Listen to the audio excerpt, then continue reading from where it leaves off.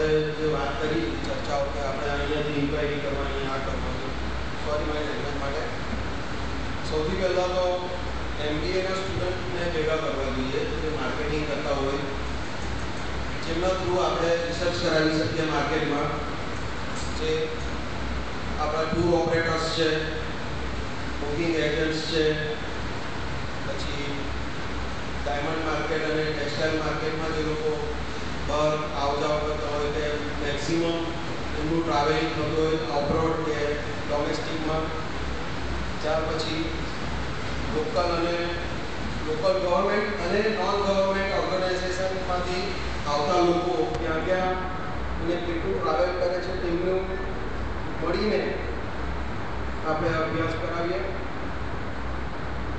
અને કેટલા લોકો ફ્લાઇટનો ઉપયોગ કરે છે તે ખાસ કરીને. અને હમણાં એક શાકભાજીવાળો મને મળ્યો કેમ કે યુપી જવા માટે ફ્લાઇટ કરે ટ્રેનનું બુકિંગ નહોતું મળતું એટલે એણે પછી છેલ્લે 3000 રૂપિયા બ્લેકમાં આપીને એણે ટ્રેનની બુકિંગ કરાવી. મેં એને પૂછ્યું કે 4000 રૂપિયામાં હું તને ફ્લાઇટની ટિકિટ અપાવું તો તમે લોકો જશો?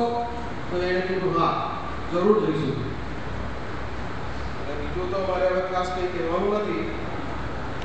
હવે આ એક અમારું સજેશન છે કે આવી રીતે સ્ટુડન્ટ્સનો આપણે ઉપયોગ કરી શકીએ. આપણે ત્યાં ઘણી બધી કોલેજો છે માર્કેટિંગ MBA માટેની, એમનો આપણે ઉપયોગ કરી શકીએ સારી રીતે.